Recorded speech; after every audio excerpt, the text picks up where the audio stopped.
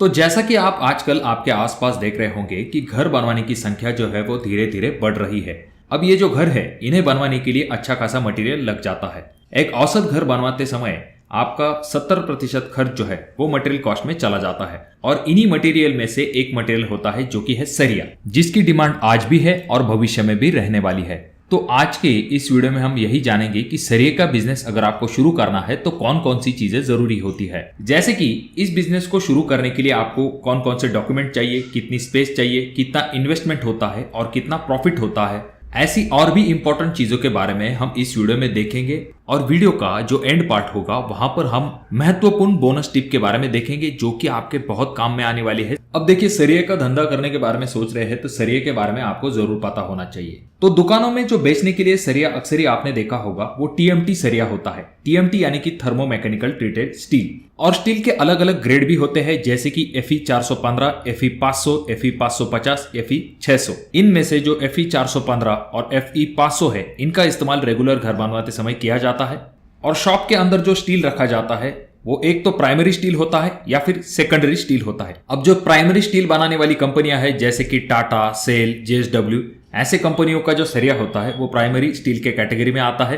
अब ऐसे primary steel के रेट थोड़े से ज्यादा होते हैं और इसकी डिमांड भी अच्छी होती है, पर यहाँ पर मार्जिन जो है वो थोड़ा सा कम होता है। वहीं पर अगर हम सेकेंडरी स्टील की बात करते हैं तो यहाँ पर आपके लोकल ब्रांड जो है वो आते हैं। यहाँ पर जो स्टील बनाया जाता है वो स्क्रैप की मदद से बनाया जाता है और ऐसे स्टील के रेट भी थोड़े से कम होते हैं, पर यहाँ पर जो मार्जिन होता है वो थोड़ा सा ज्यादा होता है अगर हम प्राइमरी से कंपैरिजन करते हैं तो। और ये जो स्टील बार होते हैं ये अलग अलग डायमीटर के आते हैं, जैसे कि 8 mm, 10 mm, 12 mm, 16 mm, 20 mm, 25 mm और 32 mm। पर अगर आप अपने शॉप पे रखने वाले हैं स्टील तो आपको 32 mm का या फिर 25 mm का या फिर 20 mm का सरिया रखने की जरूरत नहीं है। आप यहाँ पर शुरुआती वक्त में 6 mm, 8 mm, 10 mm, 12 mm ऐसे सरिये को रख सकते हैं, क्योंकि आमतौर पर जो मकान बनाए जाते हैं उनके लिए इन सरिये के डायमीटर की ज्यादा डिमांड होती है। और अगर आप 20, 25, 32 mm का डायमीटर वाले स्टील को लाके रखेंगे तो वैसे के वैसा ही वो मटेरियल जो है वहां पर पड़ा रहेगा और आपका पैसा भी फंसा रहेगा। तो डिमांड जैसी है उस हिसाब से आपको सरिये का डायमीटर आपके दुकान में रखना चाहिए। अब आपको सरिये के बारे में जानकारी तो मिल गई। अब नेक्स्ट सवाल यह आ जाता है कि आखिर कितना स्पेस चाहिए आपको सरिये का बिजनेस शुरू करने के लिए। तो इसका जवाब है आपको 1000 से लेके 2000 स्क्वायर फीट तक जगह सरिये का बिजनेस शुरू करने के लिए चाहिए। अगर इससे ज्यादा जगह मिलती है तो ये तो अच्छी बात होती है।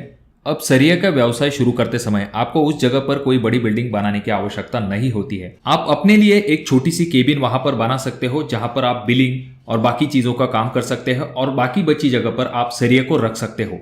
अब सरिया अगर खुले में रहता है तो ज्यादा दिक्कत नहीं आती है, पर दो चीजें जरूर ध्यान में रखिए। जहां पर आपका सरिया होगा तो वो जमीन से थोड़ा सा ऊंचाई पे होना चाहिए जिससे कि वो जल्दी जंग ना पकड़े। और दूसरी इंपॉर्टेंट चीज ये आ जाती है कि उस जगह को कंपाउंड वॉल होना चाहिए सिक्योरिटी के हिसाब से। अब नेक्स्ट पॉइंट यहाँ पर यह आ जाता है कि सरिये का बिजनेस शुरू करते समय क्या आपको खुद की जगह चाहिए, तो इसका जवाब है बिल्कुल भी नहीं। अगर आपकी खुद की जगह है तो बात अलग है, पर आप जगह जो है वो रेंट पे ले सकते हो। इसका कारण यह हो जाता है कि अगर आप जगह लेने के लिए बहुत पैसा खर्च कर देते हो तो बिजनेस के लिए आपके पास पैसा बहुत ही कम बच जाता है। वही पैसा अगर आप बचा लेंगे और मटेरियल में इन्वेस्ट करेंगे तो आपको ज्यादा प्रॉफिट होगा। अगर इस बिजनेस को शुरू करने के लिए कौन कौन से डॉक्यूमेंट चाहिए, तो यहाँ पर आपको ID proof, pan card, GST, current bank account और शॉप एक्ट लाइसेंस जैसी चीजों की आवश्यकता होती है। और इस बिजनेस को शुरू करते समय आपको किसी फैंसी मशीनरी की आवश्यकता नहीं होती है, सिर्फ आपको एक वेट करने वाली मशीन की आवश्यकता होती है जिसके ऊपर आप सरिये का वजन कर सकते हो। और अगर हम लेबर की बात करते हैं तो कम से कम आपको 2 लेबर की आवश्यकता होती है। इन लेबर की आवश्यकता आपको सरिये का वजन करने के लिए, गाड़ी को लोडिंग या फिर अनलोडिंग करने के लिए होती है। नेक्स्ट पॉइंट है इन्वेस्टमेंट। तो इस तरह का बिजनेस अगर आपको शुरू करना है तो आपको कम से कम 5 से लेकर 7 लाख रुपए की आवश्यकता होती है। अब इन पैसों की मदद से आप होलसेलर के पास से मटेरियल को परचेस कर सकते हो और अपने दुकान में सेल के लिए रख सकते हो। अगर आपके पास इन्वेस्टमेंट के लिए और भी पैसे हैं, ऐसे वक्त में आप डायरेक्टली कंपनी की डीलरशिप ले सकते हो।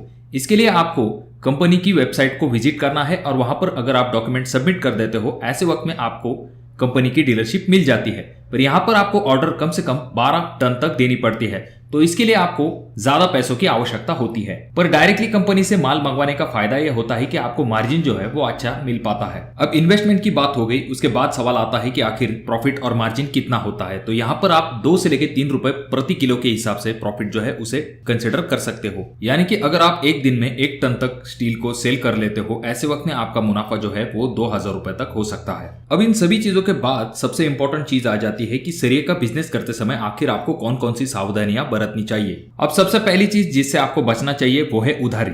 इस धंधे में बहुत ही ज्यादा उधारी का प्रमाण होता है। अब जब आप उधार माल देना शुरू करते हो, ऐसे वक्त में आपका सेल थोड़ा सा बढ़ सकता है, पर ऐसा उधारी में दिया हुआ माल का पैसा फंसा हुआ रहता है और कभी कभी वो डूबने के चांसेस भी बढ़ जाते हैं। इसीलिए जितना आप उधारी को अवॉइड करेंगे उतना आपके बिजनेस के लिए अच्छी बात होती है। अब यहाँ पर समझने वाली दूसरी चीज ये आ जाती है कि अगर आप सरिये का बिजनेस शुरू करने के बारे में सोच रहे हो तो उससे पहले आपको थोड़ा बहुत एक्सपीरियंस लेना जरूरी होता है।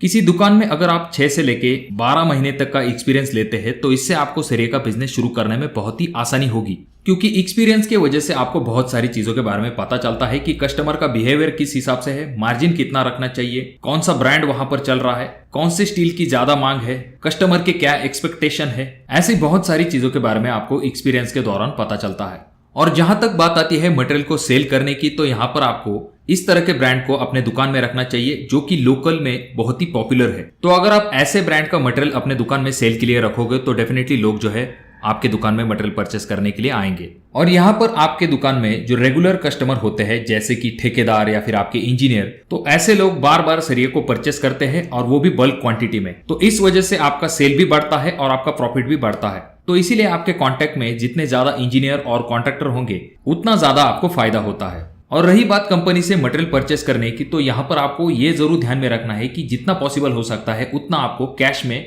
मटेरियल को परचेस करना है। अगर आप क्रेडिट में मटेरियल को परचेस करेंगे, ऐसे वक्त में 25 दिनों बाद कंपनी आपको 2% से चार्ज लगा सकती है, जिससे कि आपके प्रॉफिट पे परिणाम होता है। और अगर आप कैश में परचेस करते हो तो इसका फायदा ये होता है कि आपको डिस्काउंट भी मिलता है। और डिस्काउंट का सीधा सीधा मतलब ये होता है कि प्रॉफिट मार्जिन जो है आपका इंक्रीज हो जाता है। सरिये का बिजनेस करते करते आप साइड बाय साइड सीमेंट को सेल करने का बिजनेस भी स्टार्ट कर सकते हो, क्योंकि ऑलरेडी आपके पास लेबर अवेलेबल होता है। पर यह करने के लिए आपको थोड़ी सी एक्स्ट्रा स्पेस और एक्स्ट्रा कैपिटल भी चाहिए होगा। तो आपके एरिया में कौन से कंपनी का स्टील ब्रांड सबसे ज्यादा पॉपुलर है, कमेंट बॉक्स में कमेंट जरूर कीजिए। और कंस्ट्रक्शन फील्ड से जुड़े हुए कौन से बिजनेस के बारे में आप जानकारी चाहते हो, इसके बारे में भी आप कमेंट कर सकते हो। वीडियो अगर आपको अच्छा लगा हो तो जरूर इसे लाइक कर दीजिए। चैनल पे अगर आप लोग नए आए हो तो चैनल को जरूर सब्सक्राइब कर दीजिए। और इन तीनों वीडियो में से कोई एक वीडियो आपके जरूर काम में आ सकती है।